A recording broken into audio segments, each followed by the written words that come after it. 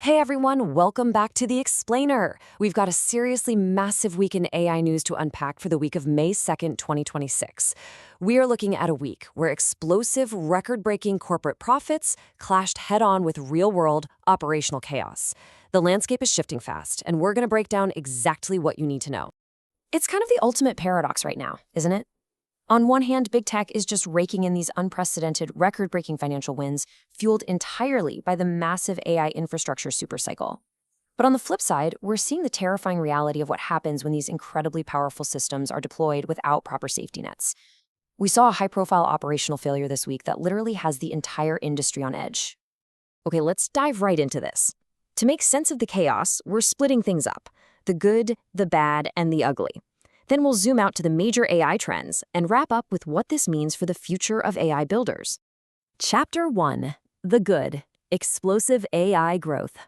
So the Q1 2026 financials just dropped, and man, it is a very good week to be a tech giant. The massive headline driving this growth? Google is prepping a mind-blowing $40 billion investment package to deepen its partnership with Anthropic. And this isn't just a cash handout, it includes expanded use of Google's custom chips and cloud infrastructure for training and deploying the Claude models. It's an absolutely massive long-term compute alliance. You completely get why they're throwing this kind of money around when you look at the cloud growth right now. The demand for AI infrastructure is literally skyrocketing. Google Cloud surged 63% year over year. Microsoft Azure hit 40% growth driven by AI consumption, and Amazon's AWS actually re-accelerated to 28%, which is its fastest growth in 15 quarters. And that sets up a massive market shift that just happened. Get this, Anthropic's Claude actually overtook ChatGPT to become the most downloaded app in the US. But the real kicker for the bottom line? Claude captured a whopping 73% of new enterprise AI spending, completely crushing OpenAI's 27%. The enterprise momentum is drastically shifting. Chapter 2. The Bad. Friction and Layoffs. Now, behind all those eye-watering revenue numbers, there's a pretty sobering human and financial cost. As big tech revenue surges, corporate restructuring is getting tightly bound to this AI investment cycle. Meta is cutting around 8,000 roles, and Microsoft is aggressively reducing headcount too. They're essentially reallocating their budgets, funneling those human cost savings straight into AI infrastructure, data centers, and compute. Because even with stellar overall revenues, these bets carry massive risk. To put it in perspective, Microsoft's net income actually took a $3.1 billion hit this quarter, and that loss stems specifically from their massive investments in OpenAI. The sheer scale of capital you need just to stay in the game right now is staggering. Chapter 3. The Ugly. Failures and Rivalries. All right, let's step away from the balance sheets for a minute and look at the real-world chaos from this week. There was a terrifying incident that got widely reported. A Claude-powered coding agent operating through Cursor allegedly went totally rogue and wiped out a company's production database. Yeah, it's one of the first truly high-profile operational failures of an autonomous agent, and it is absolutely sending shockwaves through the developer community. That database swipe is exactly why there is such an urgent, real-world need for agentic AI guardrails, super strict permissions, and safe execution sandboxes. You just can't run these things loose. Meanwhile, on the corporate and legal side, the foundational disputes over AI are really heating up. We even saw Elon Musk testifying this week to kick off the OpenAI trial. Adding fuel to the fire is the intense US-China geopolitical competition over AI compute, talent, and, of course, models. This week, China officially blocked Meta's $2 billion acquisition of the AI startup Manus, which definitely signals tighter scrutiny over US investments. And at the exact same time, China's DeepSeek launched its V4 open-weight model, showing major improvements in reasoning and agentic capabilities, just further escalating this global tech rivalry. Chapter 4.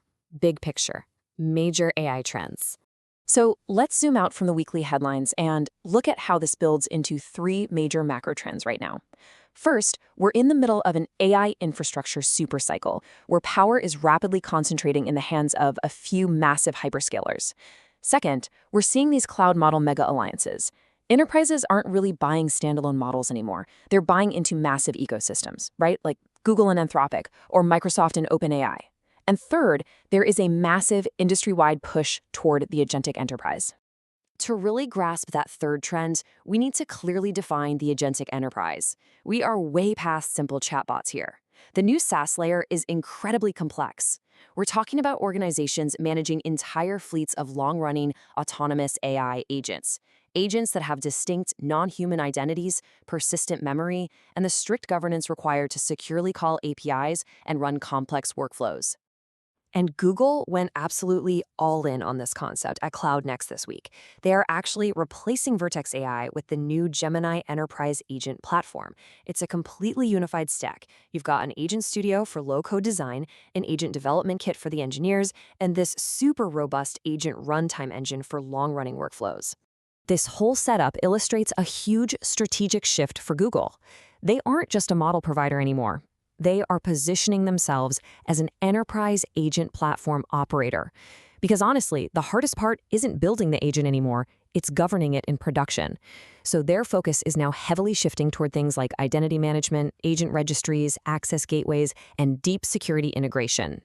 And let's be absolutely clear about something. That whole will AI actually make money phase, yeah, that is completely over. We are firmly in the optimization and expansion phase. I mean, Amazon reported a jaw-dropping $20 billion run rate just for AI chips. Plus, we're seeing explosive subscription growth for consumer and enterprise AI plans across Alphabet, and Meta is citing huge AI boosts to their ad impressions. Chapter 5. The Future of AI Builders. So, the crucial point is, what does all of this actually mean for you, the tech leaders, developers, and strategists watching this explainer right now? Look, the days of just wiring up a few external tools to an LLM are gone. If you want to survive those database wiping fiascos we talked about earlier, the winning tech stocks moving forward absolutely require policy-driven control planes. You need strict, safe execution sandboxes, proper evaluation simulators, and observability built into the very foundation of your architecture.